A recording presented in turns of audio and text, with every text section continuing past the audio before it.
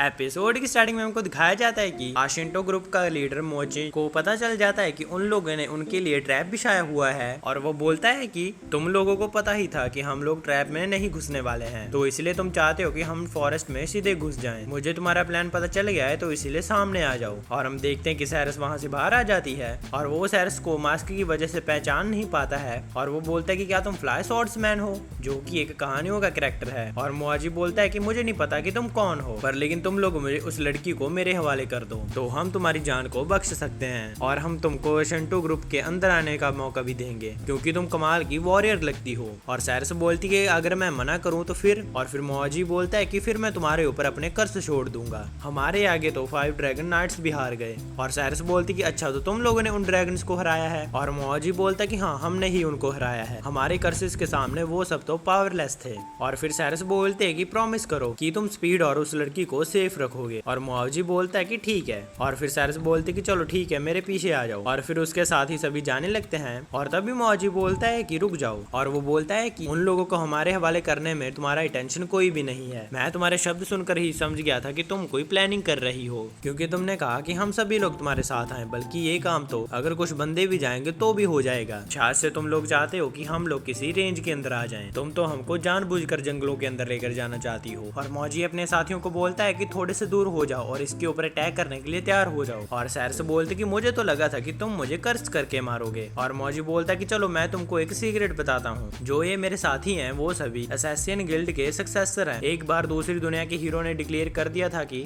ये जो गिल्ड है वो इविल है, तो इसलिए उसने इस गिल्ड को खत्म कर दिया था। तो इसलिए हम भी इविल लोग हैं और हम लोग अर्थ मैजिक के यूजर्स हैं। और सैरस बोलती कि अच्छा तो तुम पॉइजन यूज करते हो। और मौजी बोलता कि हाँ, वो भी एडवांस पॉइजन, जिससे कि स्पेशल टेक्निक का यूज करके सिंथेसाइज किया जा सकता है। और वो टेक्निक उसी ही असैसिन गिल्ड के सक्सेसर को आती है। और सैरस अपने मन में सोचती है कि अच्छा तो ये उसी एडवांस पॉइजन का यूज करते हैं और बिना किसी निशानी से लोगों को मारते हैं, और ये उसी को कर्स टेक्निक बोलते हैं। और फिर मौजी बोलता है कि फिर अचानक से ब्लैक ड्रैगन्स की ट्रेजेडी हो गई और जिस तरीके से वो मरे थे हमारे भी मारने का वैसा ही तरीका था, तो इसलिए हमको मौका मिल गया लोगों को ये बताने का कि हम लोगों ने ही 5 ड्रैगन नाइट्स को मारा है। इससे लोगों को भी हमारे ऊपर विश्वास हो गया। कोई भी ये प्रूफ नहीं कर सकता कि हमारे कर्सेस झूठे हैं। चाहे कुछ भी हो जाए, हम लोग हमेशा टॉप पर ही रहेंगे। इस दुनिया में प्रूफ के बिना ही चीजें काफी बड़ी होती हैं। और फिर सैरस उसको बोलते है कि तुम्हारा गोल क्या है। और मौजी बोलता है कि हम लोग इस नेशन में ड्यूक की मदद से अपने लिए एक सेंट्रल रोल पाएंगे और जो भी हमारे रास्ते में आएगा हम लोग उसको मार देंगे, क्योंकि हम इस कंट्री को अपने लिए ले रहे हैं। वैसे तुम्हारे बाकी साथी कहाँ पर हैं?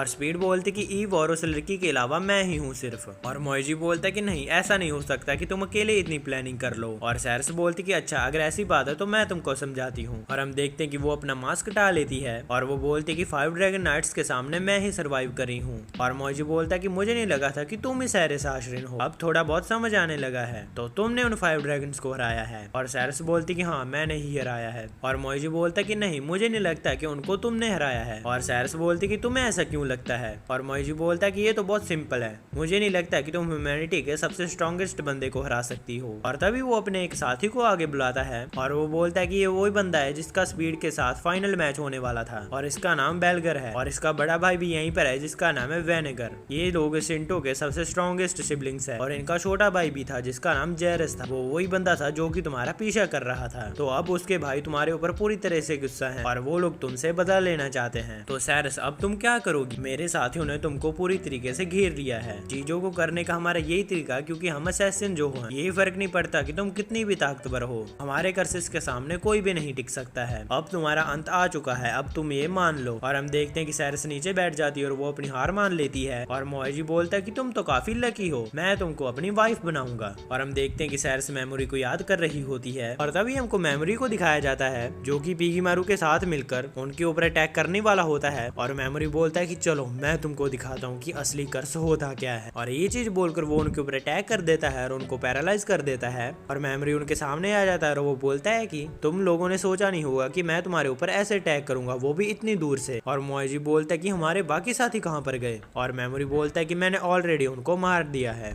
और ये बोलकर वो सभी को पॉइजन लगा देता है। और मेमोरी बोलता है कि तुम तो काफी ज्यादा स्मार्ट हो कि तुमको हमारे प्लान के बारे में पता चल गया। मुझे नहीं लगा था कि तुम हमारे ट्रैप को देख लोगे और फॉरेस्ट के अंदर आने में अवॉइड करोगे क्योंकि वो ट्रैप है, तो इसलिए मैंने सैरस को कहा था कि वो एक्टिंग करे कि वो तुम लोगों को ल्यूर कर रही है। सैरस तो बस ऐसे एक्ट कर रही थी कि कि जैसे वो तुम्हारे कंट्रोल में है, पर लेकिन असल में तुम मेरे कंट्रोल में थे। और तभी हम देखते हैं कि एशिंटो ग्रुप के सारे बंदे उस पॉइजन की मदद से मर जाते हैं और सैरस बोलते कि चीजें वैसे ही हुई जैसे आपने प्लान की थी। और मेमोरी बोलता कि तुम्हारा शुक्रिया कि तुमने हमारे लिए समय बाय किया, ये डिसीजन तुम्हारे ऊपर छोड़ने का बहुत सही था। क्या तुम वापस जाकर ईव को भी इस चीज के बारे में अपडेट कर दोगी? और हम देखते हैं कि ये बोलकर वो वहाँ से चली जाती है और मेमोरी देखता है कि जो बाकी लोग थे वो भी वापस जा चुके हैं। और मेमोरी बोलता है कि अगर ये फर्स्ट वेव फॉल बैक ना करती तो मेरा जो ट्रैप है इनकम्प्लीट हो जाता। और फिर मेमोरी पिगीमारू से बोलता है कि चलो फिर से कनेक्ट हो जाते हैं। और हम देखते हैं कि पिगीमारू थोड़ा सा अजीब बिहेव करने लग जाता है और मेमोरी बोलता है कि मुझे माफ कर देना, तुम्हें थोड़ा सा रेस्ट चाहिए ना। और तभी हम देखते हैं वहाँ पर स्पीड और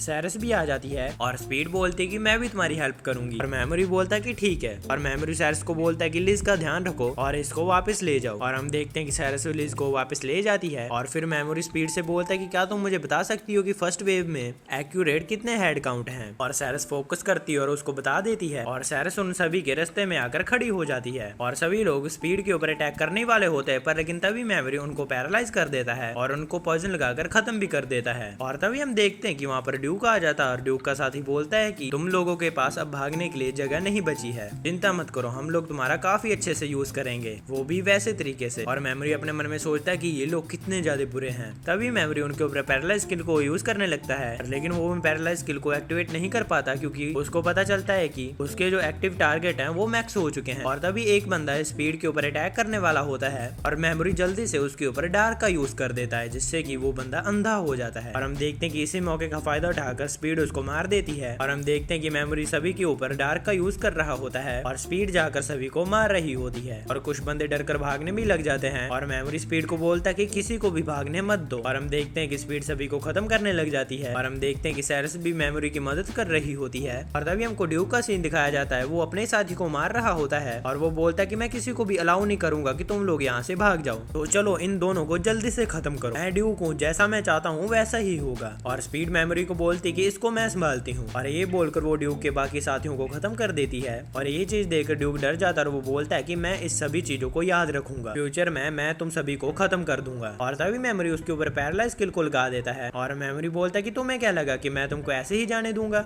तुम तो बेवकूफ निकले। और स्पीड ड्यूक को बोलती कि अगर तुमने मुझसे पंगा लिया होता तो मैं तुमको माफ कर सकती थी, पर लेकिन तुमने लिज को भी परेशानी दी है तो इसलिए मैं तुमको नहीं छोड़ूंगी। और ये बोलकर वो ड्यूक के ऊपर अटैक करके उसको खत्म कर देती है। और फिर मेमोरी सैरस को बोलता है कि क्या तुम लिज को यहाँ से ले जा सकती हो और डिस की तैयारी कर सकती हो? और सैरस बोलती कि हाँ ठीक है। और सैरस मेमोरी को बोलती कि मुझे माफ करना कि मैंने तुम्हारे बिना ऑर्डर दिए ही उनके ऊपर अटैक किया। और मेमोरी बोलता है कि तुम ऑलरेडी इस मर्सनरी ग्रुप की वाइस कैप्टन हो, अगर मैं ऑर्डर ना दे पाऊँ तो तुम अटैक कर सकती हो। और अगले सीन में हम देखते हैं कि मेमोरी बोलता है कि हम लोगों ने किसी को भी नहीं भागने दिया। और मेमोरी शिंटो ग्रुप्स के कुछ बंदों के ऊपर फ्रीज यूज करने लग जाता है और मेमोरी बोलता है कि ये एक ऐसी स्किल है जो कि लाश को एक ऑब्जेक्ट बना देती है, इससे लाश को क्रश करके पाउडर बनाया जा सकता है। इस चीज की मदद से हम बिना सुराग से बॉडीज को खत्म कर सकते हैं। ये लोग क्लेम कर रहे थे कि इन लोगों ने 5 ड्रैगन नाइट्स को हराया है। मुझे लगता है कि ये बात को यही दबा देना चाहिए, हम लोग अब इनके नामो निशान को मिटा देंगे। और हम देखते हैं कि मेमोरी उनके ऊपर हथौड़ा मारकर उनको खत्म कर देता है। अगले सीन में हमको एक किंग का सीन दिखाया जाता है जिसको पता चलता है कि आशिंटो ग्रुप मर चुका है और उसके साथ ही बताते हैं कि वहाँ पर से ड्यूक की लाश और उनके साथियों की लाश मिली है। और किंग शॉक हो जाता है और वो बोलता है कि मैं शिंटो को तो अपने पॉन्स के लिए यूज करने वाला था,